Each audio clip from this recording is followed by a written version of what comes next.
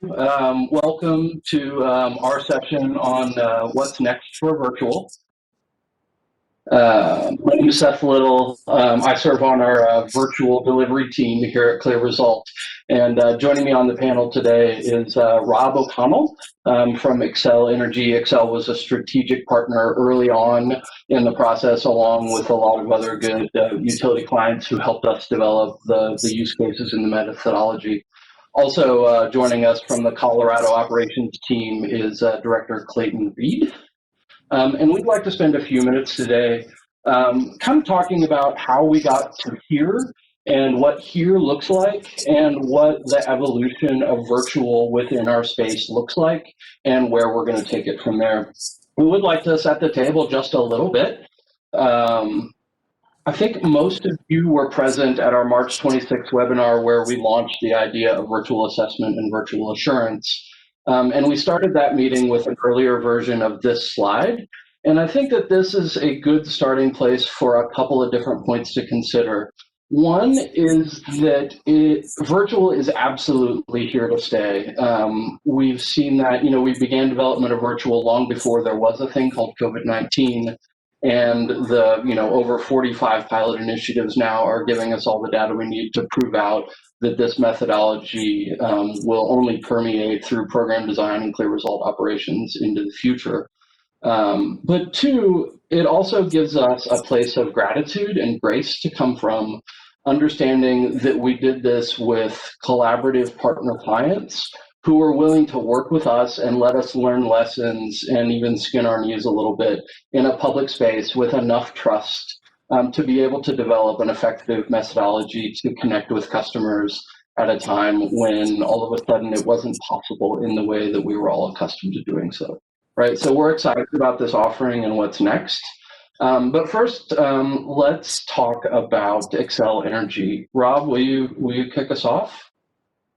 Yeah, thanks, Seth. So Xcel Energy is an investor-owned utility. We serve 3.6 million electric customers and 2 million gas customers across 8 states.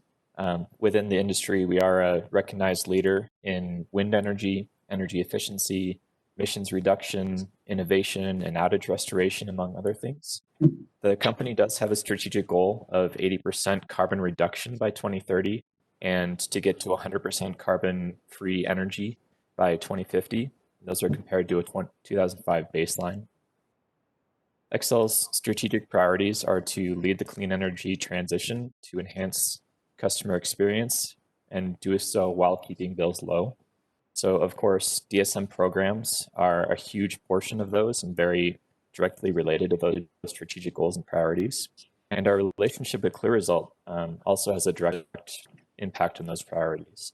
CLEAResult has an 8-year relationship with Xcel, managing programs and implementing currently 6 programs among Colorado and some of our other jurisdictions. So that's kind of a background for Xcel, and let me pass it over to Clayton to discuss some of our virtual engagements and programs that we're actually working on with CLEAResult. Thanks, Rob. Yeah, I want to talk real quickly about the results of our virtual programs. To date, it's a pretty quick pivot this spring as we tried to adapt to the COVID shutdowns here in Colorado. All these programs are going to be based here in Colorado, and overall, I would say the savings that we experienced were pretty robust, given how quickly we had to pivot and launch these programs in a virtual format.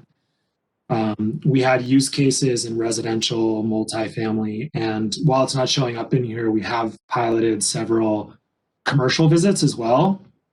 The volume, there wasn't a ton of data to show on this slide. But today I wanted to sort of talk about the residential performance. Most of the customers participating in the residential segment have safety concerns around customers or contractors entering their homes at this point. The other note is that our average installs per home are down probably about 10 to 20%, which is, in the grand scheme of things, actually not that big of a dip. Some of the reasons we've seen for that are the visit is free for virtual versus there's a copay for in-home visits. And some customers may be a little bit more uncomfortable installing measures themselves. For all residential visits, we actually shipped customized kits to customers based on the counts of measures that we saw during the audit, during the virtual visit. And some of those measures are a little bit difficult to install. So not every customer is going to be comfortable installing a thermostat themselves, for example. So that sort of drove some of those install rates down. And then on the multi-family side, there was a lot of interest initially as we were in a shutdown for a couple months here in Colorado.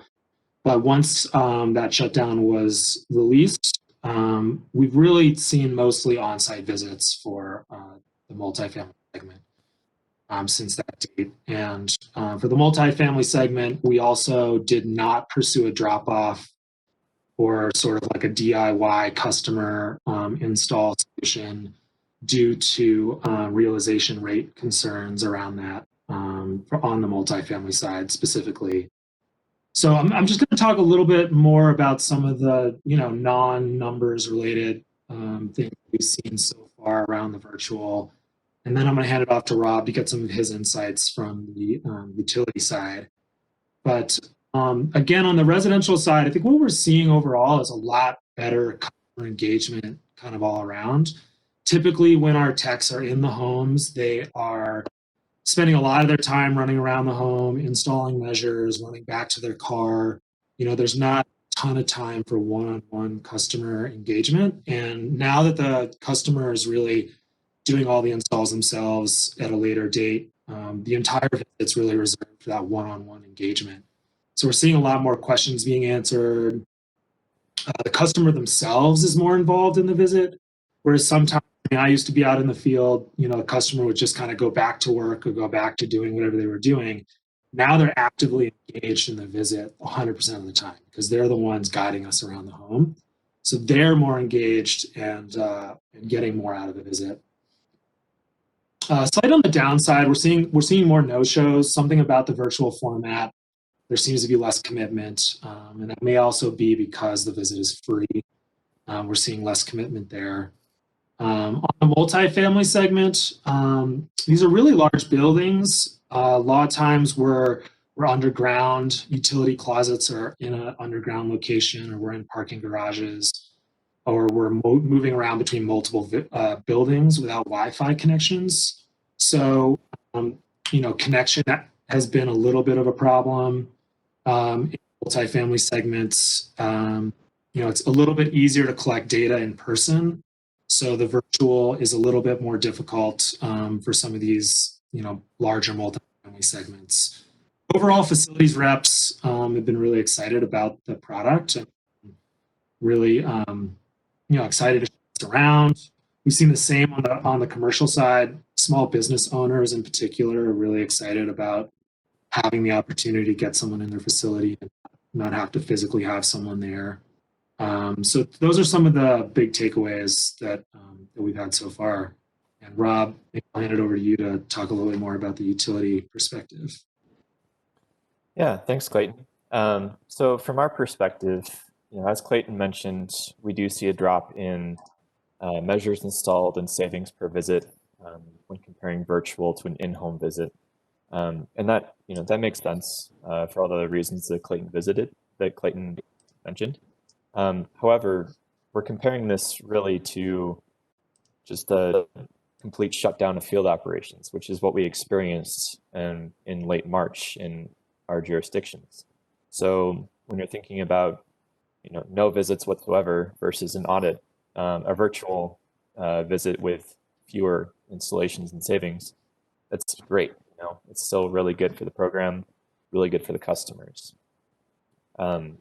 So again, the purpose when we launched this was to start programs back up because based on what happened with the pandemic, we had to shut things down completely. We couldn't go into customers' homes because we weren't allowed to.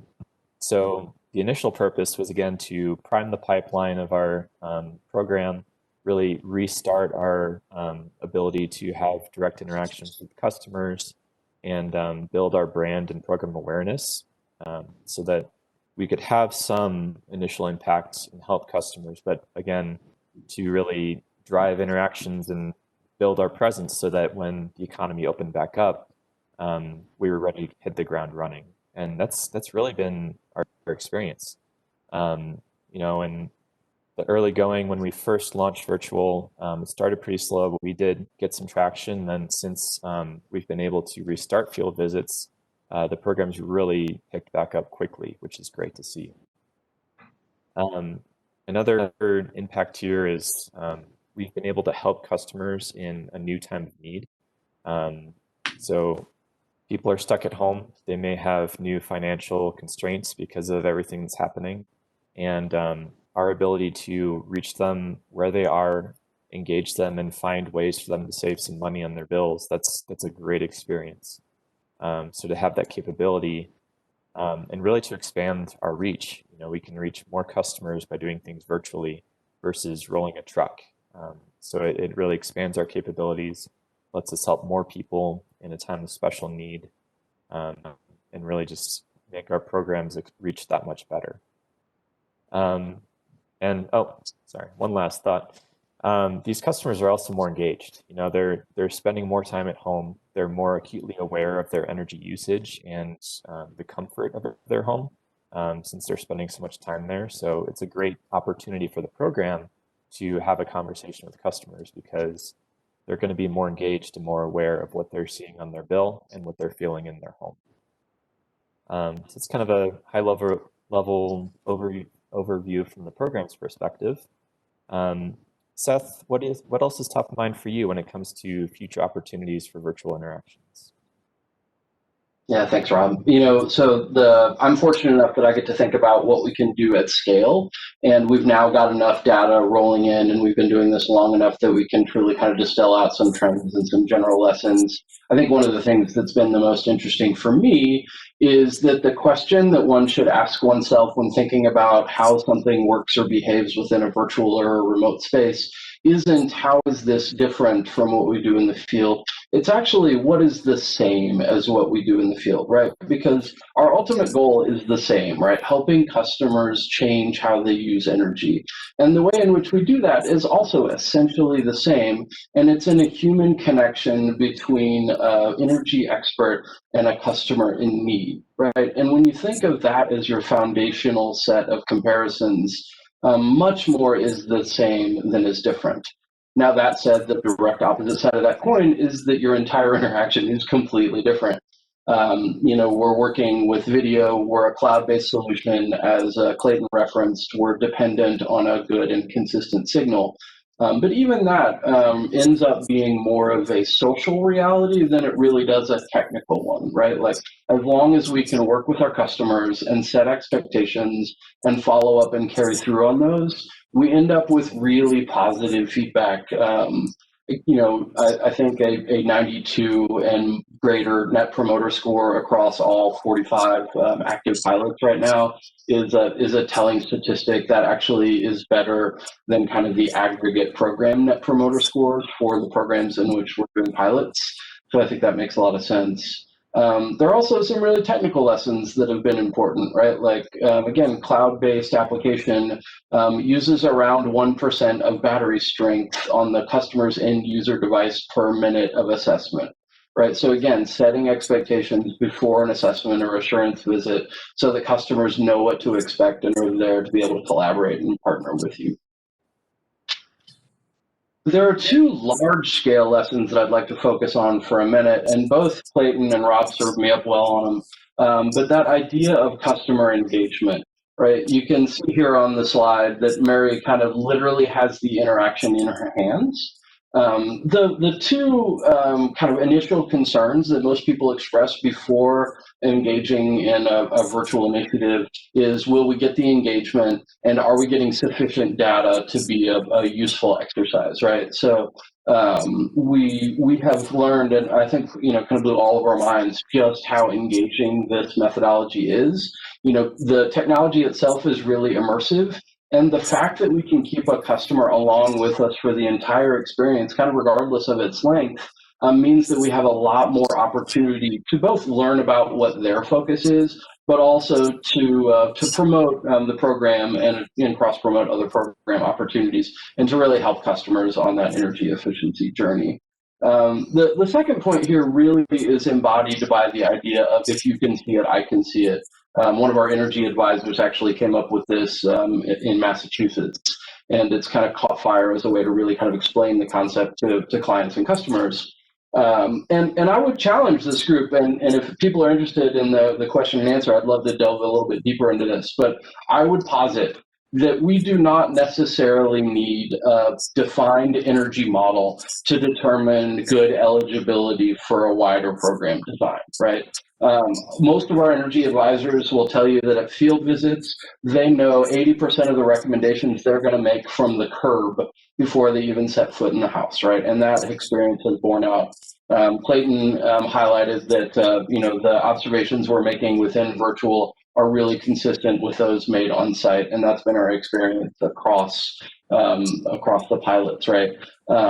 Essentially, if we can visually confirm eligibility, then we can get diagnostics at installation and can have every bit as robust a program savings and QA experience as with an on-site visit. Additionally, we're currently looking at a couple of different methodologies, right? There are now low-cost sensors that run on a LoRaN network that we could potentially fulfill in an advanced kit, and we could guide a customer through those installations, and we could measure things like cycle times or air infiltration, and get diagnostics over time in the same way that we could get them with the blower door. Also, can we work with data aggregators and begin a conversation with a customer with a wider breadth of kind of virtual knowledge for that remote engagement, and begin a conversation with, hey, here's what we already think we know about your house, and if these things are true, let's move on to what's important to the customer, and kind of maximize that time that we spend with the customer instead of saying, hey, get out your ladder and your flashlight. I want to spend a little bit of time on kind of where we've been and how far we've managed to come together with our partners. And two reasons, one, to kind of look at the pace of change, but two, to really take a moment to realize what we can do when we can collaborate together in time of need. And I know most of you have heard the stump speech, but we put virtual onto the residential solutions roadmap back in August. We identified Stream as kind of a differentiated technical partner offering in September and managed to ink our partner agreement with them in December. I will never forget after the board meeting when Tim called and told us that we had, instead of 4 months to deploy virtual, that we had 4 weeks.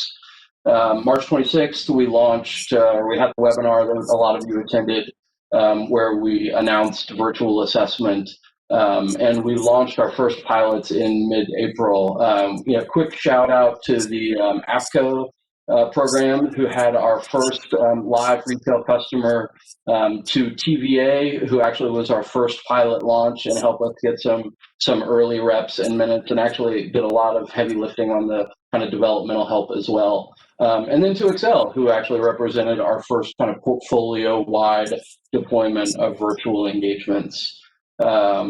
This past September, we actually executed an exclusive agreement with Stream within the DSM utility space too. Now that we know that this is absolutely here to stay and that we're going to continue to do virtual. So again, I come to you with a really open and transparent thank you, right? Your contribution, your partnership with us, the lessons that we have learned together are what made this what it is, and what gave us the tools to take it into kind of this 2.0 space.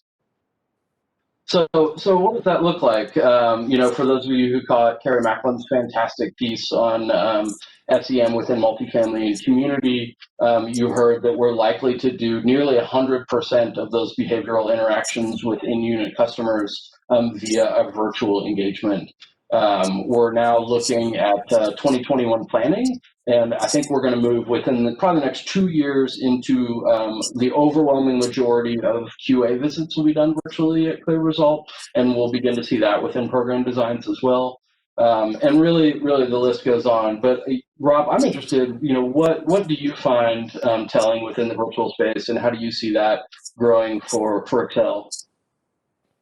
Well, I'm going to focus pretty much on the residential side because that's my area of focus. But from our perspective, our main direct install program is the Home Energy Squad, and that's implemented by CLEAResult. So what we have right now is a direct install option where we send a technician to a customer's home. We have an enhanced version of the product that includes an energy audit, so diagnostics. But we don't have anything else for customers that maybe don't need those specific services. So I think there's a major opportunity for us to have virtual as a way to complete that portfolio of options.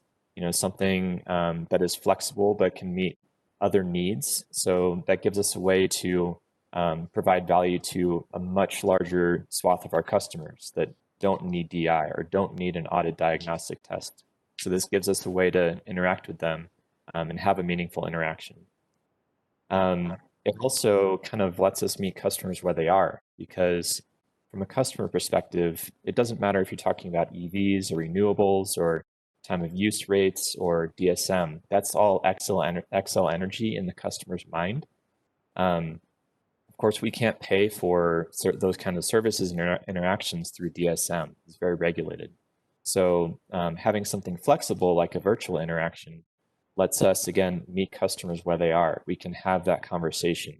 We can talk to a customer about their interests in EVs or something else. And it really lets us blur those lines without breaking rules. So it sets us up really well for future and to really provide more benefit to more of our customers. So yeah, it's my 2 cents. Great, thanks. You mentioned, you kind of nodded towards EV and electrification, right? So we're in talks now on electrification panel studies, right? Like instead of rolling a truck out to a neighborhood, we can spend, we think somewhere on the average of maybe 8 to 12 minutes with a customer, and probably most of that is setting and following through on expectations, and can get good, accurate detail on panels for surveys in a way that's a lot more cost effective than blanketing a territory in trucks. We've got a program team that's piloting EV site assessment now in the Southwest, right? So instead of needing to bring 2 additional engineers on site, we can just kind of conference them in remotely with somebody who is on site. There's also a good use case within our Partner Streams app, where we can use the same methodology to document on-site conditions and even record installations or inspections in a way that's really neat. So like we're kind of bringing, even bridging that gap even further between virtual and on-site, right? So, really excited about the potential. I want to be respectful of time. I, not only can, but do talk about this all day. But, again, really excited. I think this is going to be everywhere. Up next, also look for kind of an evolution of discussion around what the difference between virtual and remote is and why that's important. And then how we might start to think about approaches that include both, right? Like how can we take specific data analytics into a live interaction with a customer, right? Like take the virtual together with that real human connection, which from my seat is at the heart of our current virtual interactions, and kind of what differentiates that and helps us help customers make a wise use of energy and natural choice. So thank you very much for listening to us, but if we've got time, we would love to get some of your perspective. I'm not 100% sure exactly how that works, but we have a team of amazing people that are helping us out with that. Did we get any questions? Hey, Seth. Hey, guys. We did get several questions, so I think we can launch into those if you're ready. Great. Okay. All right. First question. Do you see that the customers feel more engaged and informed about energy efficiency since they are more involved in the assessment? I'll take that one from the Xcel standpoint. I mean, that seems to be what I heard from multiple folks kind of across the board, is that because the customer is physically guiding us around their facility, whether it's commercial, multifamily, or residential, they're definitely more engaged in the process than, there's always those customers who are following our technicians every step of the way around the home. But, by and large, I think the majority of customers are having a better interaction, more engaged in interaction virtually. Great. Okay. Do we have any information yet, or do we know the impact of not having to roll trucks to houses? For example, do we have any data that demonstrates that we can lower emissions with this? We absolutely do, and that's part of what we hang our hats on for sure. We've done a really detailed kind of organizational wide analysis with our finance teams, and we've looked at what basically we think we can displace on average about 30 miles driven, and then also the associated labor time spent behind that windshield, right? So there's a great cost savings. But then also, to your point, right, like greenhouse gas emissions, this is not my area of expertise, but we fundamentally plan to track the miles displaced. We do a regular annual sustainability report out, and this will absolutely be a fundamental part of that. And so we're excited about seeing those greenhouse gas displacement and sharing those with utility clients, right? Rob, I know you mentioned that this is a focus of Xcel's, right? And if there's a way that we can find to share that as a metric with our clients in a way that's useful to help you achieve your sustainability goals, I think we'd be really interested in that collaboration as well. Great. Okay, have you, kind of switching gears a little bit, have you seen any unique feedback from customers while they're in their homes that has helped you guys or teams across the country to refine our approach to virtual assessments? Yeah, I love this story. We had a low-income customer who had received a thermostat as part of a program. It was in the heat of the summer, and her air conditioner wasn't working. So she called into the program. That program actually didn't have a virtual initiative within it, but one of the other programs did. This is in TVA territory. And so we were able to get the customer connected to one of our techs running virtual e-scores.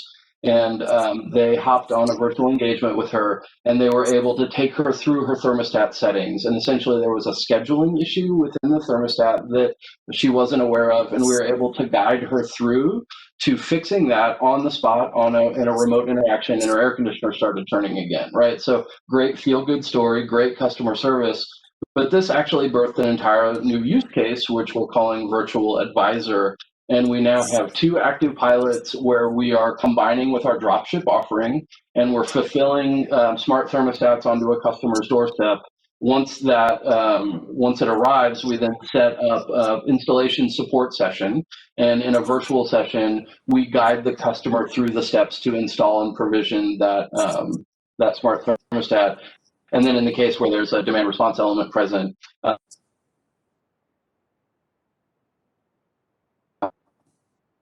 information of that. So, I mean, great life cycle, right, from solving customer problems through to new initiative design. Okay. I'm getting notes that we only have time for one more question, but I think it will be interesting to a lot of people. What's the situation with the strength of Wi-Fi in homes? Is that a persistent issue? And do you also think that there should be some messaging around that if we're doing more and more virtual assessments? Yeah. So absolutely right, and fundamentally, it's a cloud-based solution, right? We are dependent on a good signal, but we're also dependent on setting those expectations and following through, right? So we absolutely recommend an initial communication. Most programs are doing an email the night before to a customer, regardless of sector. and kind of setting those expectations. Make sure you got your battery charged, signal matters. Here's what we're going to go through. Here's what to prepare. And then we just work through with the customer, right? Like we were worried initially that customers who had a bad connection experience would blame the program or would look down on the program as a result. The interesting thing is that the customers actually, we all know where the batteries, Wi-Fi in our house are, or what parts of the neighborhood don't have good cell signal. And everybody's been really collaborative with that, just once you set the table and set the expectation that this is something you need. So again, kind of more of a social issue to navigate than a technical one, though the technical one is real and crucial. Okay.